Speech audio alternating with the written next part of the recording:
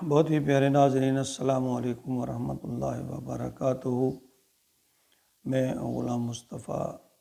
اپنے YouTube face بک channel پیام اسلام سے آپ سے مخاطب ہوں۔ ناظرین کرام، میں نے قرآن پاک کا ترجمہ اور کچھ خلاصہ بیان کرنے کا یہ جو سلسلہ شروع کیا ہے۔ میں ایک طالب علم کی حیثیت سے قرآن کو سیکھ رہا ہوں اور اپنے اس یاد کیے ہوئے سبق کو آپ تک پہنچاتا ہوں۔ میں کوئی عالم یا مفتی نہیں ہوں، میں تو ایک ادنا سا طالب علم ہوں جو دین کو اور قرآن کو سیکھنے کی کوشش کر رہا ہوں۔ میری آپ دوستوں سے استدعا ہے کہ نبی اکرم صلی اللہ علیہ وآلہ وسلم کا فرمان ہے کہ جس شخص کو میری چھوٹی سی بھی بات پہنچے، خلاصہ ہے آپ کی حدیث کا، اسے چاہیے کہ وہ دوسروں تک پہنچائے۔ یہ اس لیے کوشش اور کاوش کر رہا ہوں کہ ہو سکتا ہے میری کوئی ادا اللہ کو پسند آ جائے، کوئی بات اللہ کو پسند آ جائے اور میرے لیے وہ نجات کا ذریعہ بن جائے۔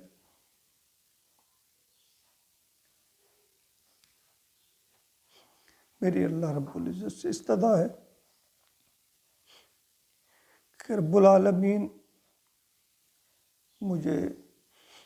اس کام میں، اس کاوش میں میری قدم قدم پر مدد اور نصرت فرمائے، اخلاص نصیب فرمائے اور میرے لیے اسے قیامت کے دن کے لیے توشہ بنا دے۔ اور آپ دوستوں سے استدعا ہے کہ نبی پاک صلی اللہ علیہ وسلم کے فرمان کے مطابق اگر آپ کو بات بھلی لگے، اچھی لگے تو اس کو دوسروں تک پہنچائیں، آگے ضرور فارورڈ کریں اور میرے اس چینل کو سبسکرائب کر لیں تاکہ میری یہ ویڈیو اب تک پہنچتی رہے۔ یہ حقیر سا ایک کام میں اپنے رب العزت سے پھر دست بستہ استدعا کرتا ہوں کہ اللہ اس میں اخلاص نصیب فرمائے اور میری مدد نصرت فرمائے۔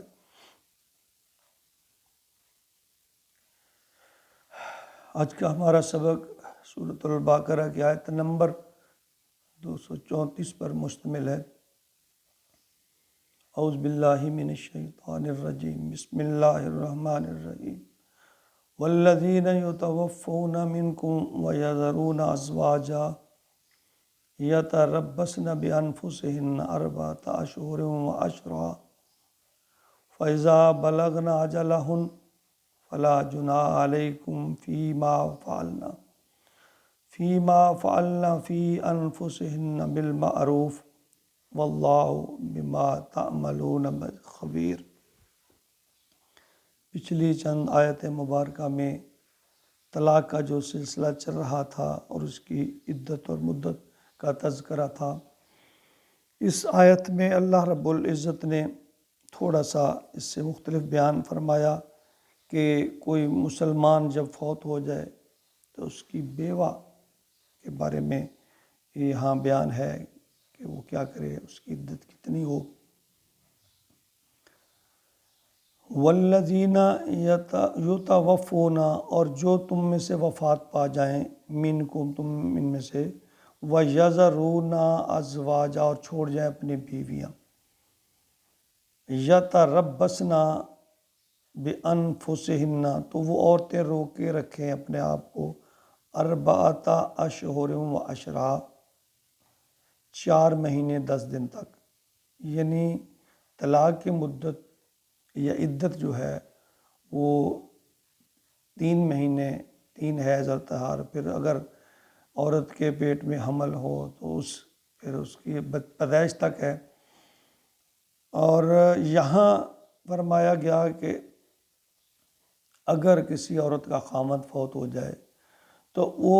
اس کی جو عدت ہے وہ 4 مہینے 10 دن ہے، اور اس میں بھی یہاں یہی تذکرہ ہے کہ اگر اس عورت کے پیٹ میں اگر بچہ ہے تو پھر وہ اس کی پیدائش تک اپنے آپ کو شادی کے لیے روک کے رکھے گی۔ فَإِذَا بَلَغْنَ أَجَلَهُنَّ، پس جب وہ پہنچ جائے اپنی مدت تک، اپنی مدت یا عدت جسے ہم کہتے ہیں وہ گزار لے، فلا جناح ہے، اسے کوئی گناہ نہیں ہے، علیکم فی ما اس بات میں فعلنا کہ وہ کر لے، فی انفسہن بالمعروف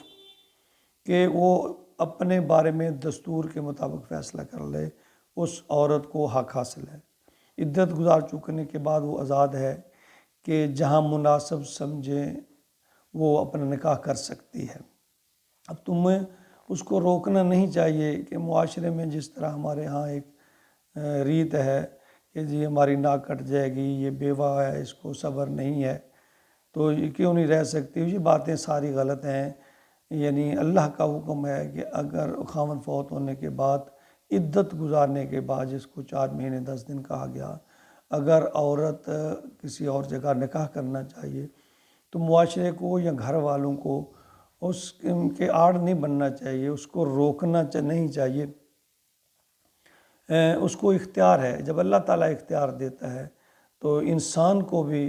اس میں رکاوٹ نہیں انسانوں کو ڈالنی چاہیے، نہ برادری کو نہ معاشرے کو۔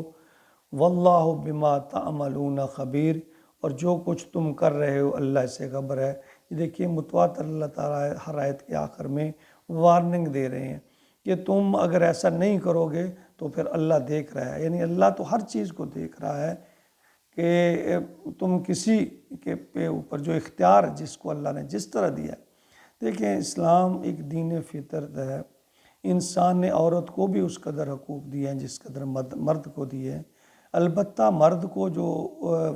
عورت پر تھوڑی بہت فضیلت دی ہے تو اس کا ناجائز استعمال نہیں کرنا چاہیے، اس کو اس پر جبر یا ظلم کرنے کے لیے اختیار نہیں کرنا چاہیے، بلکہ رحم دلی جو ہے، اور سب سے بہتر جو اچھی رحم دلی جس کا سب سے زیادہ صلہ ہے وہ اپنے گھر والوں کے ساتھ۔ ہم باہر میں تو اپنے اخلاق کو بہت اچھا لوگوں کے سامنے بناتے پھریں اور لوگ یہ سمجھیں بڑا یہ با اخلاق ہے، اور اس کا ایسا طریقہ بھی اختیار کریں کہ لوگوں کے ساتھ اچھے سے بہتر کہ کسی کو شکایت نہ ہو۔ تو اگر ہم اسی طرح اپنے گھر میں یہی وتیرہ اور طریقہ اپنا لیں تو یقین جانیے ہمارے گھروں میں یہ نوبت آئی نہ کسی قسم کی پریشانی کی۔ اگر ہم اپنے آپ کو جس طرح لوگوں کے سامنے اچھا بننے کی کوشش، ان کے ساتھ اچھا سلوک کرنے کی کوشش، اچھا اخلاق پیش کرنے کی کوشش کرتے ہیں، اگر یہی وتیرہ ہم اپنے گھر میں استعمال کریں، یہی طریقہ یہی رویہ اپنے گھر میں استعمال کریں تو گھر میں مشکلات پیدا ہی نہ ہوں، پریشانیاں جنم ہی نہ لیں، گھر کا ماحول کشیدہ ہی نہ ہو، کیونکہ اللہ تعالیٰ نے جب انسان کو بڑا بنایا تو بڑا ہونے کے ناطے انسان کو بڑا پن دکھاتے ہوئے زیادہ برداشت سے کام لینا چاہیے، زیادہ تحمل سے کام لینا چاہیے، اور بردباری اختیار کرتے ہوئے اپنے گھر کے معاملہ کو اچھے اور احسن طریقے سے چلانا چاہیے۔ اور سب سے زیادہ اجر بھی اس بات کا ہے، نبی پاک کی حدیث کا جو مفہوم ہے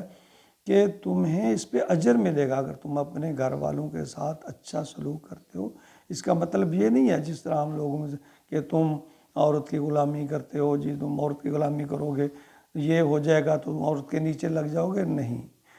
پیارے نبی کا پیارا فرمان ہے کہ تم اپنی گھر والیوں کے ساتھ اچھا سلوک کرو، وہ تمہارے اچھے